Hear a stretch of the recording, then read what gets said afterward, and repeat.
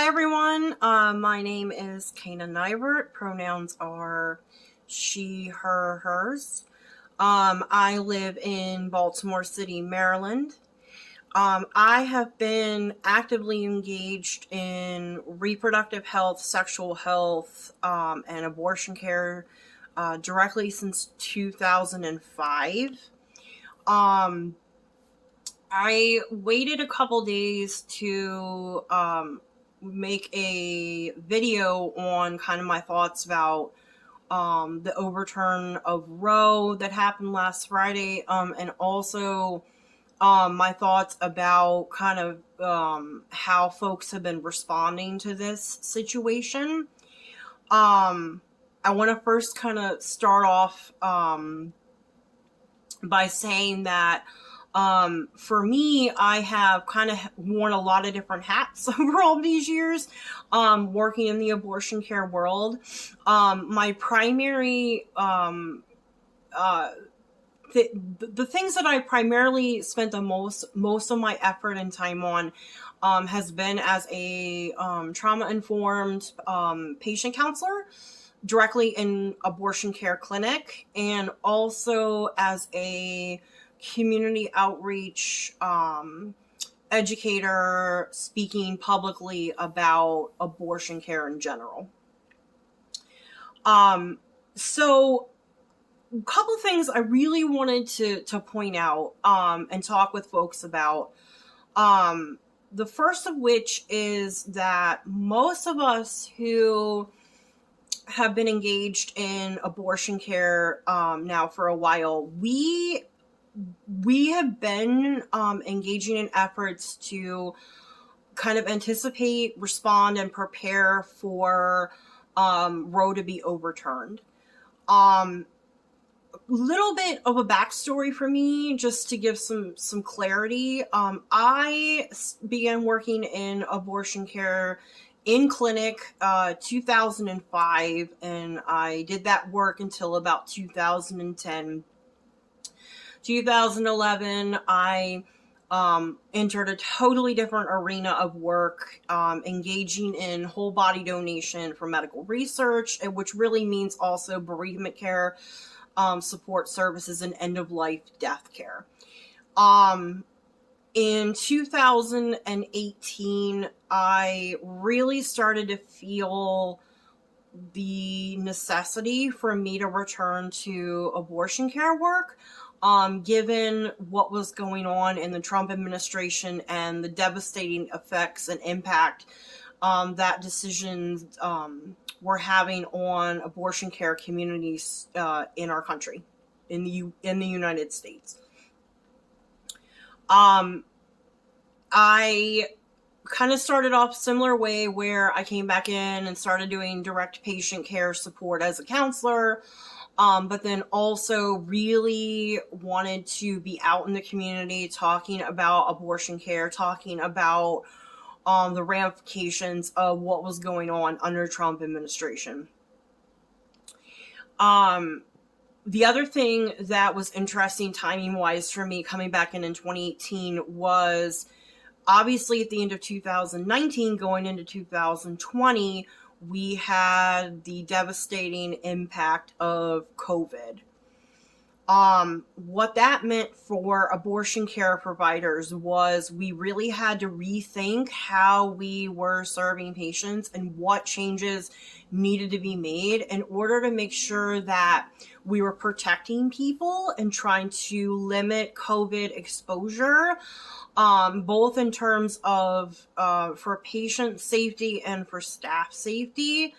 And also we had to really make sure that states that were making decisions about what kind of healthcare would be open and accessible during that time, we really wanted to make sure that abortion care was included, because it is essential healthcare.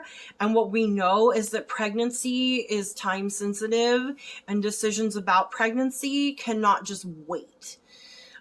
So a big portion of the work that we were doing really centered around making sure that we pushed for abortion access and availability in different forms once the pandemic hit.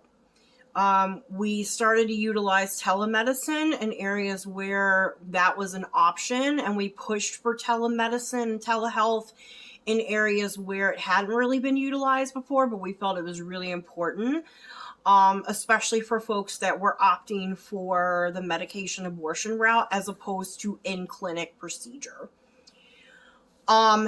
So a lot of changes were taking place during that time. So we had COVID-19, we had the impact of decisions that were being made by the Trump administration. And when you were looking at all of those like issues, as a community that was involved in abortion care work, we knew that we had to start doing some things to prepare for what we felt was the inevitable, which meant that at the federal level, Roe would be overturned eventually. So some things started happening, such as a lot of abortion funds started to branch out and include practical support initiatives. And this was a big strain for a lot of abortion funds because they were already really limited on resources, and many of them were all volunteer.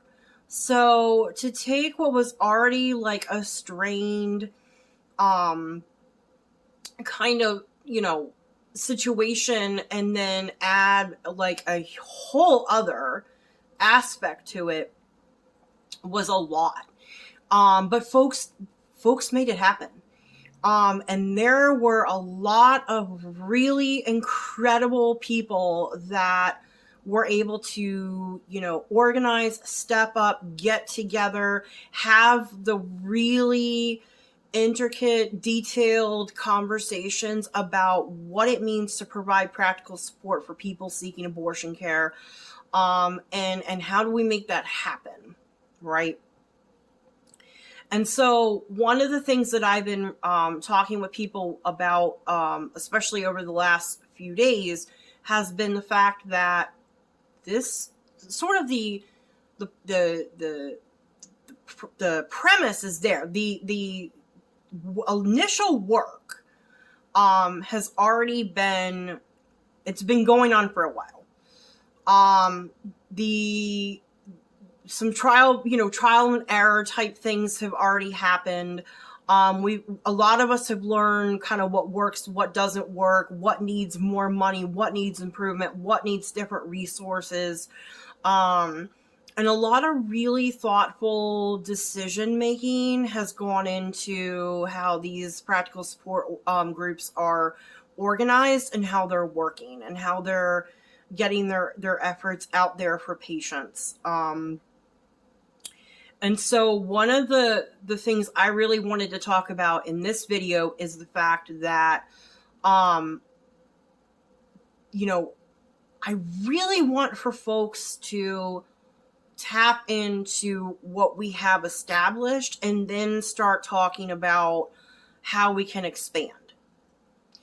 I have a huge concern, about what I'm seeing as a trend, particularly on social media, over the last few days. There has been this enormous influx of people that all of a sudden are kind of coming out of the woodwork, if you will. Folks who've never engaged in abortion care work much beyond probably just supporting pro-choice initiatives, who are now, in a position where they are wanting to come out and engage at a different level with this kind of work. So what I'm seeing is a lot of brand new sort of like social media groups being formed where all of a sudden people are like, yeah, we want to do this, we want to do that, and we want to be super helpful, and We want to do all this practical support work. But without any acknowledgement or support for the organizations that have already been doing this really hard work and doing this really important work, it's co-opting, if you will,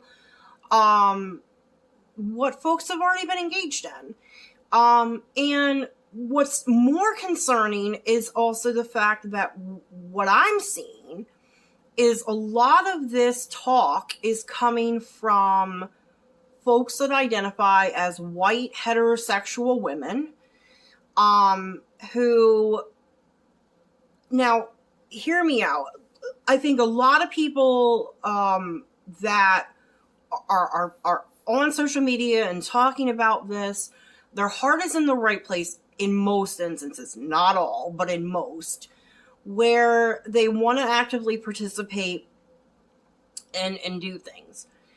The problem is they're coming in without doing the work themselves. What I mean by that is folks are not doing their research. They're not reaching out to already established organizations. They're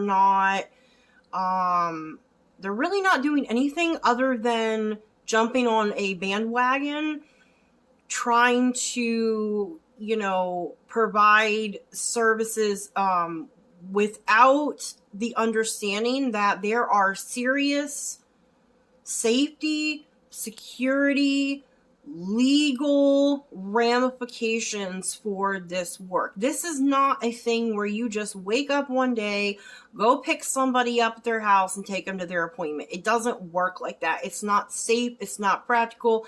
So many things can go wrong. I have 2 examples that I'll share about what could go wrong just from a transportation standpoint. The first is that, let's say a patient connects with somebody who's willing to drive them to their appointment. And I have seen this happen on many instances in the clinics I've worked in, where the patient is at the clinic and the person who's supposed to take them home essentially ghosts them, disappears. Person doesn't want to sit around for the amount of time it takes for the patient to get seen. All kind of things happen. And it's bad enough for patients that have this happen with a partner, a family member, a friend. But I've seen it happen, and it's more risky with strangers. So that can be really devastating for the patient, because now all of a sudden they don't know how they're getting home. And in some instances they've had anesthesia, so it makes it really unsafe for them to get in an Uber or a Lyft. So now all of a sudden we have a situation where you have a patient where all kinds of additional safety problems are coming to fruition. A second example of a problem is, let's say somebody volunteers to take a patient let's say somebody, volunteers are taking a patient to the clinic for an in-clinic procedure. And let's say on the way home, you're driving the patient home and something happens that is a medical emergency. It happens. Okay? It rarely, but it does. All of a sudden, the driver, the volunteer person who is getting this person home is now faced with a medical emergency potentially and has to start making decisions about what to do with this patient. Do they take them back to the clinic? Do they go to the emergency room? Do they take the patient home? I mean, there's all kind of things that could come out of a situation like that, and none of them are good. So a lot of what comes out of these practical support organizations is they have done the hard work to look into the legality of certain things and trying to make sure that when patients are being transported or housed or childcare is being provided, that all of that is being done in a way that is as safe and secure as possible for all parties involved. And that is not something that just happens overnight. That is something that has taken several years to look into what that means. What does that work look like? So that's one main thing I want to talk about, is that there are already established organizations doing this work that have been doing it remarkably, beautifully, importantly, critically. Please do your homework and please look into these groups. The other thing is, it's very confusing for patients if people start just like acting as though all of a sudden they're a transport service or a housing service. I'm concerned personally for patients that all of a sudden go online and are trying to figure out how they're going to get to their abortion care appointment, and there's like 1,000 different people who are over here waving their hand trying to say, hey, I got you. It's very confusing for people. So we need to that needs to calm down. And what I would like for people to do is do your research. The other thing is, a lot of these smaller abortion funds and smaller practical support groups, right now, they're inundated with patient requests. They do not have time to educate and bring on new volunteers, and they don't have the resources. They don't have the time. What they have to focus on right now is the direct patient care. So what I would encourage people to do is I would encourage you to email these organizations and also look at their social media pages and see what requests they have. Most of these funds and most of the practical support groups, they have been posting pretty frequently online to like let people know like what their needs are. Please do not call the funds and tie up the phone line that is needed for patients. Please do not do that. Please just be patient. People will get back to you. Along that same line, I really also want to talk about this trend that I'm really upset about, which is this coded language trend that has been happening the last few days. Listen, what we don't need is to perpetuate stigma in abortion care. And that is exactly what is happening when people use coded language like, we're going camping. Now, all of that stuff, all of this coded language that's supposed to represent having an abortion, but you're using other words in place of abortion.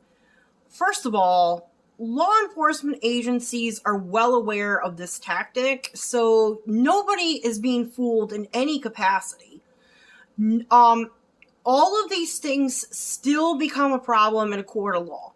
So this idea of using weird whatever words and language that people want to use is really not acceptable. It is it is causing more stigma around abortion. And that is not what we want to be doing. What we want to be doing is tearing down that stigma. We want to be recognizing stigma, and we want to be tearing it down. Destigmatizing abortion care.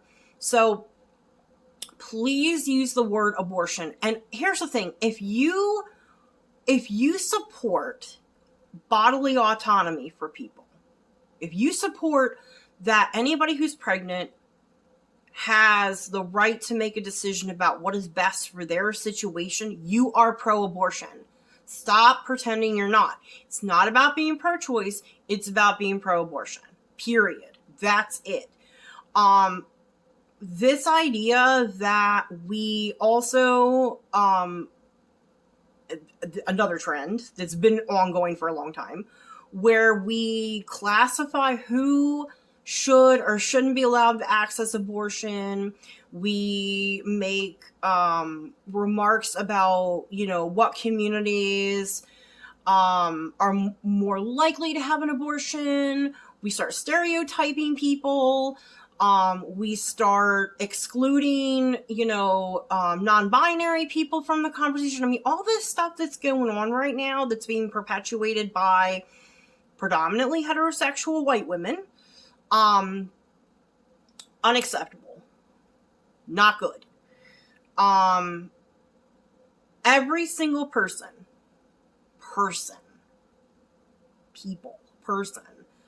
who is able or can get pregnant must have access to safe abortion care. Period. That's it. There is no breadcrumbing through. There's no a la carte, these people, that person, well, only in medically, necessary. No. Full bodily autonomy, people. That's it. Nobody has any right to determine whether your situation for needing or trying to access an abortion is somehow more important or more legitimate than the person sitting next to you in the clinic. No. So this coded language that's going on, it needs to stop, like, right quick.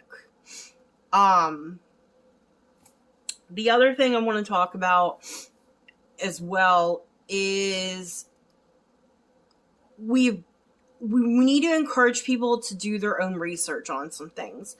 Reproductive justice work has been, led by Black and brown women, predominantly Black women, but Black and brown women, communities of color.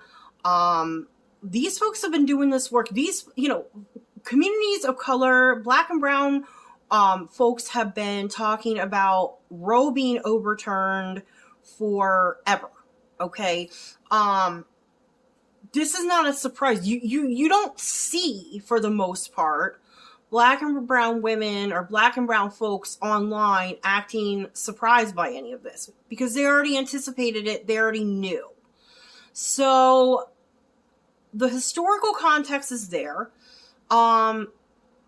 We know for absolute fact that Black and brown women and communities of color will 100% be impacted the most in a negative regard based on the overturning of Roe. We know this. It's fact. The majority of white heterosexual women almost always be able to access an abortion. Most of the time, even safely. But that is not the case for communities of color. It just isn't. So we really need to think about who is being harmed, and we need to look at the intersectionality of abortion and how it ties into, race and gender and class, standing, equity, disability, justice. These are all things that have a huge part to be talked about in, regards to abortion care and abortion access. And again, I cannot emphasize enough how important it is for especially white women to do your research, do your homework.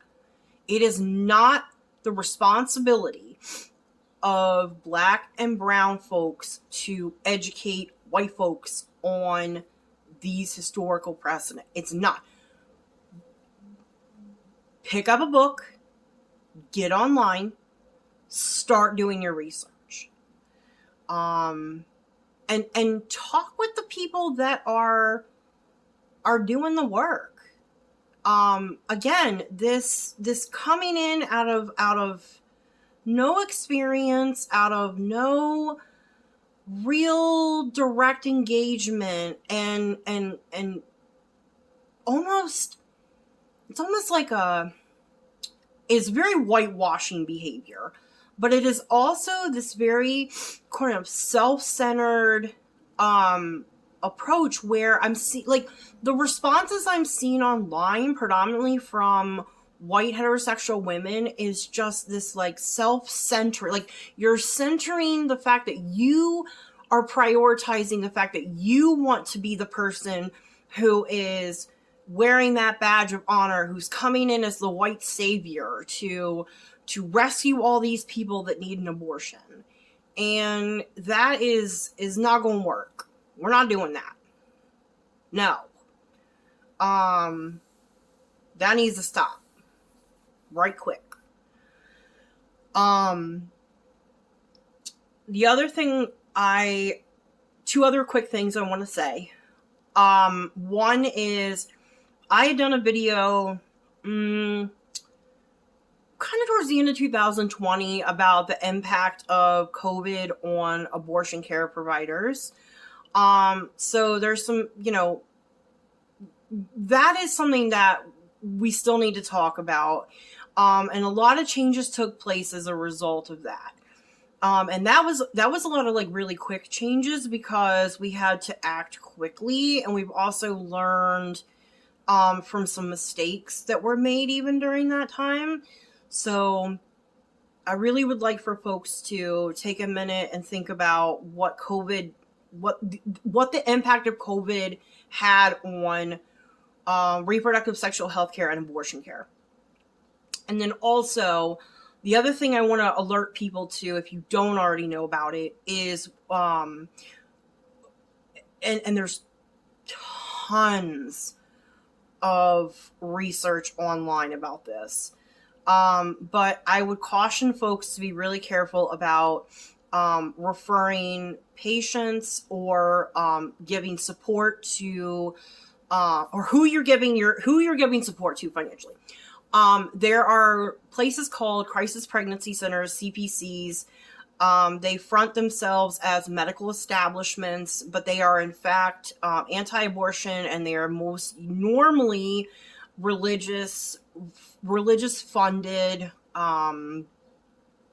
centers where patients unknowingly, for the most part, go in thinking that they're going to be able to obtain information about all their choices, all their options, if you will, for their pregnancy, and they're met with a very anti-abortion agenda. These places are extremely harmful. In Maryland right now, I believe we are at 72 of these places. They center themselves in communities specifically so that they can discourage people from having an abortion and also delay people from getting an abortion. So do some research on that if you don't know about them. They're called fake clinics, crisis pregnancy centers, CPCs. There's reproductive abortion care folks in Maryland have done a lot of work around exposing CPCs, so there's a good bit of information online that you can definitely look into. But anyway, so I have a lot more to say about kind of what's going on, what's to come. I'm going to be doing some writing over the next few weeks about all of this. Reproductive health, sexual health, abortion care is like one of the most important parts of my life as far as my life's work. So many people are impacted. And I would just encourage folks to have these conversations. Please speak openly and say you are pro-abortion and why. You are pro-abortion because you support full bodily autonomy for pregnant people. Inclusive language. Accurate language. We don't hide behind coded language anymore. There are legal organizations that also help folks that are trying to obtain abortion care in areas where there's a risk for criminalization. So I would also encourage you to look into those groups. and let's continue this conversation. I wish you all some sense of peace wherever we can find it right now. Take 2 deep breaths. Encourage you to get involved with this work and learn and talk to folks that have been doing it. I'm excited to also learn about people's new ideas, because I definitely don't want to discourage folks from saying, hey, I want to get involved and I have some thoughts and ideas. We want to hear that. But I also just want for people to recognize the amount of time and energy and effort that other organizations and people have given to support abortion care. I wish you all the best. Be safe.